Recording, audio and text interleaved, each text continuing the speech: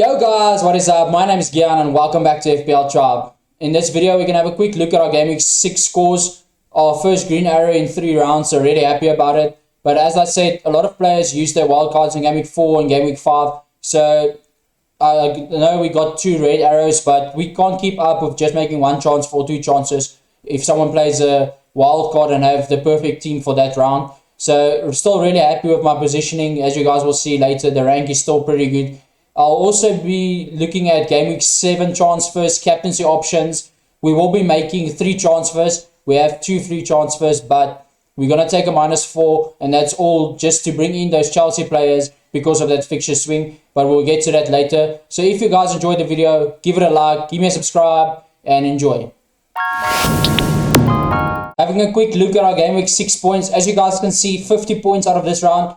Not too bad, not the best one. Making a small green arrow after, like I said, 2 consecutive red arrows. Still really happy with the team, but we're coming into a little bit of problems at the moment, but we'll get there when we talk about the transfers that we want to make.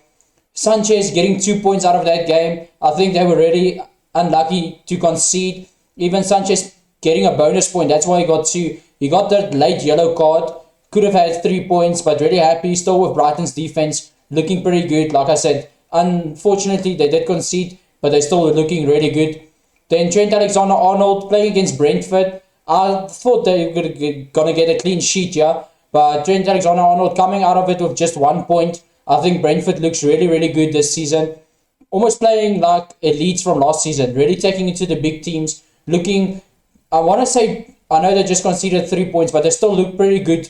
Just remember that this Liverpool team is the best attacking side there is in the Premier League at the moment. I know some people will argue that it is Man City, maybe Chelsea, but when you look at just pure attacking stats, this Liverpool team is still the best, and Brentford kept up with them.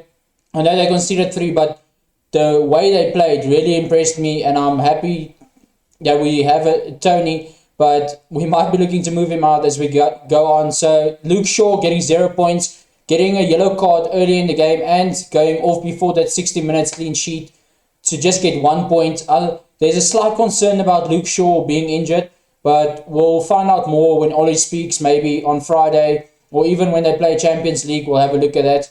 I know there's some concerns about Trent Alexander-Arnold as well, but then moving on to Livramento, only scoring 2 points. We did say we expect this game between him and Marcel to be really, really boring. Not the best attacking football, and that's exactly what we got. I think Wolves could have scored even more. Southampton could have scored, but it's just 2 really bad teams that's playing against each other, and not bad teams, but bad attacking teams, more better solidly defensively. So for me, I think we still made the right decision. We didn't expect Tony on the bench to get any returns against Liverpool just because they are such a good defense, but like I said, Brentford looking really well. So we played Livramento and Marcel. I think when you go again, always back the attacker. Just because the attacker only needs 1 opportunity. He can get an assist, he can get a goal, where your defender always needs to defend well, not just him, but the whole team for 90 minutes to get something out of it, because it's rare, except like a Trent Alexander-Arnold that gets an attacking return almost every second game. It's rare for players to get defenders to get an attacking return. So I think in the next time I won't make this mistake. Always back the attacker, just because an attacker can get points in 10 seconds, where your defender needs to play very good for 90 minutes to get you points. That's something to think about when we move on in future selections, but just something to keep in the back of your mind, what I just said. Then Bruno Fernandes getting 0, double zeros for my Man United players. It's just Bruno Fernandes had that penalty, and I think it is time to move on from Bruno Fernandes now, just because I was waiting to see if he's on penalties. I think if he scored that goal, a lot of people would have been talking about him again, just because he is going to get a lot of assists playing behind Cristiano Ronaldo. But we saw he's on penalties. I just think after that terrible penalty, they blasted over. I think he is off of penalty duties, and for him to stay in my team, I need him on penalties, just because Man United gets a lot of penalties, and I want him because he's going to get a lot of assists, but he's going to get fewer goals than last season. With the penalties, it could have helped, but I'm not going to take a risk on him anymore. I will be looking to move him on, but we'll get to that. Then, as we said, the captaincy between Antonio and Salah, in the end, we went with Salah, costing us 1 point. I know Antonio scored 1 point more, but that was also very lucky and very late he got those points. So for me, I think Salah was the best option if you went for it. I know Brentford looked really good defensively before this, but as we said, they haven't played a top 6 or even a top 10, maybe you can even argue, attacking side. And Liverpool, like we said, is the best in the business when it comes to attack. So for me, I was glad that we went with Salah. I know we missed out on 1 point, but like I said as well, Antonio's points came really late. Then Rafinha, again, yellow flag coming into this game, but he played, and he's probably, when he plays anyone except for the top, I'll even go to say as far as the top 4 teams, he's the best player on the pitch. When you look at Rafinha play, I can't see him staying at Leeds, maybe even in January, or I'll give him until the end of the season before a big team really comes for him. He looks so good on the ball, makes the right decisions, makes good runs, works hard in defense. So for me, Rafinha, probably, like I said, undervalued in this game, coming in at 6.5 million, and he's going to be in my team for maybe the rest of the season. Just the way he plays and the way Leeds plays is exactly, if I could have 7 Rafinhas in my team, I'll probably take it, just because he works so hard. He's got assists in his game, he's got goals, he's on free kicks, he's on corners, so a really good player to have. And then Jota finally returning after 2 blanks, where he could have had double digits in probably both of those weeks. So really happy with Jota. The only problem I have with him, I know he played the whole 90 minutes, but Firmino did play, and I think Jota started on Tuesday as well for Liverpool, and Firmino, I think he started as well. He was, but just for me, the worry I have with Jota and with Firmino back now is Jota's minutes. If he's going to play off the bench, he's probably going to get 30 or 40 minutes, but you want him in for 60 minutes. The more he can play, the better chance he has to score. So someone we might be looking to just move out of our team and move on from him. Then we did play Antonio, like I already discussed. He was a captaincy option for us. In the end, he got the goal really late. So if you went with him, well done. I think it was a good shout. Just for me, I'll always back Salah. I think when Salah has a good fixture, I'll probably back him over everyone just because he is so consistent. Then we also went with Danny Ings. Also someone I think we might be looking to move out of our team now. I know Aston Villa has got some good fixtures coming up, but we've got better priorities or better players that we can bring in. I'm looking at someone like a Romelu Lukaku as a striker option, just because Chelsea's fixtures turns of this game week, upcoming game week, game week 7, and becomes so good. It's someone you want. It's probably a captaincy option for 5 out of the next 6 games, even 6 out of 6. So then the bench still getting 0 again. Like we said, not even playing. He's just there for when Sanchez get an injury. We know Steele will take his place. Then Tony on the bench, like I said, discussed it already. Probably next time, if you have the opportunity to take the attacking player over the defender, do that. Just because he needs 10 seconds to score a goal, 10 seconds to get an assist, where your defender needs to play 60 minutes and keep a clean sheet.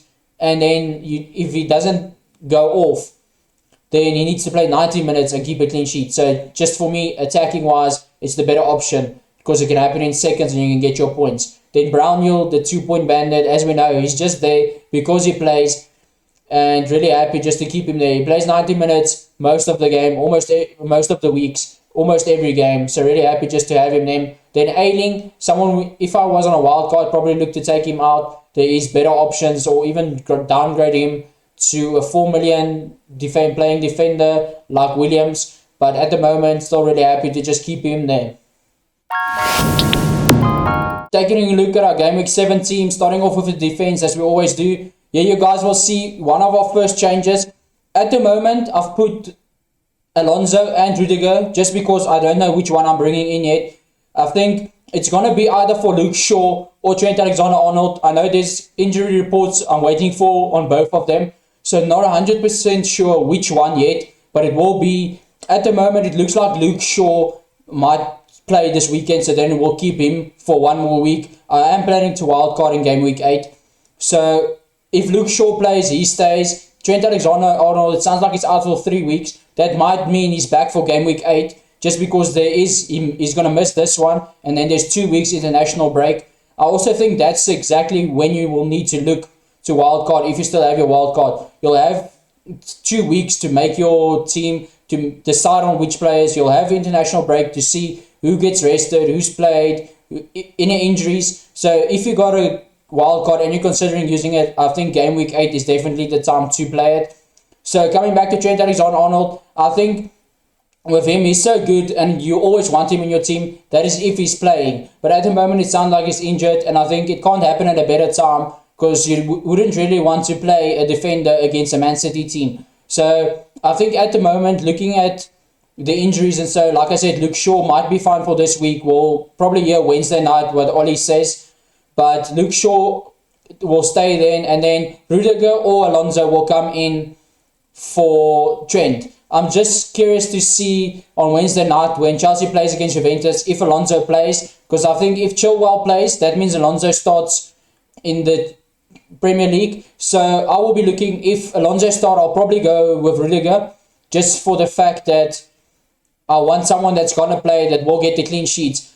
I was talking to someone and I said, if you take Alonso and Rudiger over 6 weeks, and Alonso plays 4 out of them, and Rudiger plays 6, I'll probably want Rudiger that's going to play 6 out of 6 instead of Alonso that will play 4. I know Alonso got more upside and might get more points, but I just really want a safe player in a good defense, because like I said, Chelsea might keep 6 out of 6 clean sheets, 5 out of 5 clean sheets in the next 5 games. And then Rudiger will outscore Alonso, just because Alonso is attacking, but he doesn't get a lot of attacking returns. He gets a lot of bonus points. So if he plays, he's really a good option. But I would rather take the safe option in Rudiger that has played every single minute so far. And I know a lot of people say, that's probably why he's going to get rested over the next few games. But I just think he's the centerpiece of that defense and the leader in the team. So I can see him play. Then Marcel, really happy with him getting his return last week. I expect another return, just because Newcastle, if Alan St. Maximus doesn't rock up on the day and plays his best, the Newcastle still looks very bad with Callum Wilson still out. So really happy with Wolves. Even the Wolves defense looked really well against Southampton. They attacked very good, and the Wolves keeper really made a couple of good saves. So really liking the Marcel pick against Newcastle. Then moving on to our midfield, as you guys can see, no captain for Mo Salah this week, just because it is a really difficult game. I think let's talk about the new guy that you see here first. Saka coming in for Bruno Fernandes. Like I said, I am looking to move Fernandes on. Saka played really well, and this is not a knee-jerk reaction from the last game week, just because he got 2 returns. I think Saka is the most nailed on in that Arsenal team. Someone that's coming in, really good fixtures. I might keep him even for the next 6 or 7 game weeks, just because they look really good. I hope they can continue this form. But this is also, I think we must remember, this is the first time that Arsenal has put out a full power starting lineup this whole season. I know Xhaka's out now, and that might make the defense a little bit worse. But I think Saka looking so good in that attack, and Aubameyang also getting some opportunities from him, finding a little bit of confidence. I think Saka will make a lot of points over the next 6 weeks. And like I said, I'm not taking him just for his points that he scored last week. Yes, it helps, because you always want a guy that's on confidence that just scored. I'm taking him for the run of fixtures that Arsenal have. And Mo Salah, Man City, and that's probably why we're not going to captain him. You guys will see, obviously, as you see now, there's a striker that we are captaining. And I said I am looking to bring in a new striker. So Mo Salah playing against Man City, Mo Salah is just, he can score against anyone. So I won't write off that he can score, but I'm not expecting a score from him, if I can say it like that. I am expecting at least 2 points from him, because I know he will be playing. But Liverpool's the best attacking side in the Premier League, coming up against probably the best defense in the Premier League. So that's why I think that they're just going to cancel each other out. But he is on penalties. He might get a penalty. Someone might make a stupid decision inside the box, foul someone, and Mo Salah will step up to take the penalty. And that's probably, I'm going to say, my best hope for a return from Salah. And now we're sitting with the same problem with Jota. Also somebody that I'm probably looking to move out, as I said, just with Firmino coming back. And we don't know how much time he's going to play.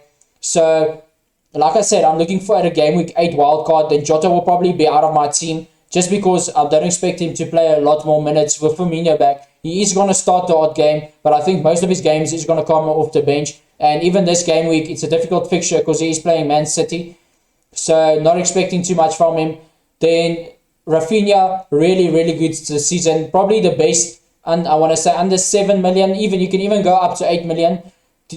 Any midfielder, I think he's even better than Antonio for me. I know he hasn't got the returns, but Leeds didn't start well. And just remember that West Ham started off with very good fixtures. Leeds started off with bad fixtures. And their fixture swing is on the way. Since the fixture swing, Rafinha has returned twice. So for me, a really good option. Someone that I'm probably going to look for to stay in my team for the whole week. Not just this week, obviously, but for the rest of the season. So then moving on to our strikers. As you guys can see here, big Romelu Lukaku coming in. You guys know I'm a Chelsea fan, so really happy to actually bring in someone from my team for this good run of fixtures. But now you guys will see, you obviously can't have 4 attackers. So I've got Tony, I've got Romelu Lukaku's definitely coming in. It's just between which one of the 3 I'm dropping out for him. So what I'm thinking is, if I drop Alexander-Arnold, I'll probably drop Tony.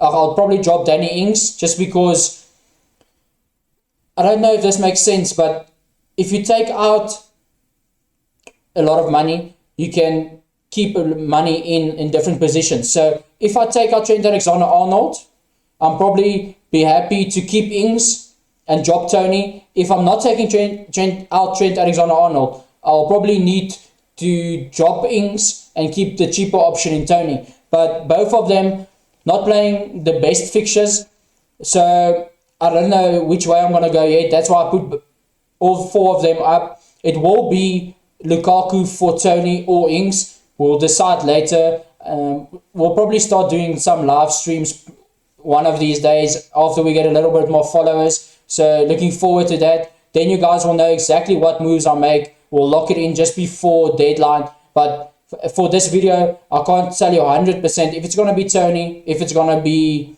for Ings. You guys will just have to wait for next week or check out my team once it locks. Then Antonio going to stay in the team, playing against Brentford. Like we saw last week, Brentford so far looked like a really good team, defensive team, but coming up against a better attack in Liverpool, there was a lot of cracks and they did concede a few goals. So I expect the same from West Ham, just because they are so good in attacking team. So really expecting some goals from Antonio, even against Brentford, that we all think looks good. Then Danny Ings playing against Tottenham. Probably not the worst fixture. Tottenham looks like a pretty bad team at the moment. No motivation in that team. Doesn't look like anyone wants to play. So he can score. And then on the other hand, Tony playing against West Ham. We know West Ham's a pretty good attacking side. But just because they attack with the fullbacks and a lot of the midfielders, it leaves them open for a team like Brentford that likes to play on the counter. And there's no better guy if you want to do a hold-up play, make the midfielders run past you than Tony. I think he's one of the best hold-up strikers in the Premier League at the moment. I've never seen him play before this season, and I'm really enjoying watching him play. He's so strong on the ball, good headers, good passing skills. So a really good striker, and I think if he can develop more, he can go to one of the bigger teams. So that's it, guys. Now just take a look at that's it for the starting 11. So take a quick look at the bench. Still there, not going to say much about him. He's just there for when Sanchez gets injured.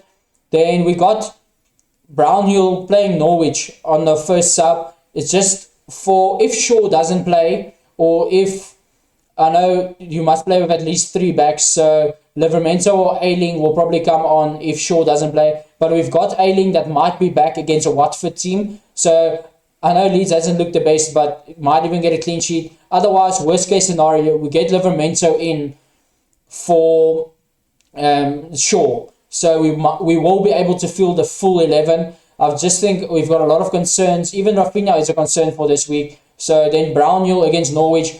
If you're ever going to play Brownhill, this is probably the game you want him to play against the worst team in the Premier League. So I hope Rafinha plays, and I hope Shaw plays, and I even hope Trent plays. But we've got the bench to cover if they don't play. So guys, that's it from me for this week. If you enjoyed the video, give me a like, give me a subscribe, and follow me as we try and push for that top 10k finish at the end of the season. It's still a long way, but we are looking in a really good position just to do that. Let me know down in the comments who you guys captaining. Are you bringing in a Marcos Alonso? I know he's a really good option, but I'm really hesitant about his rotation risk. Tell me who you're captaining for this week, and good luck with your game week. Cheers, guys.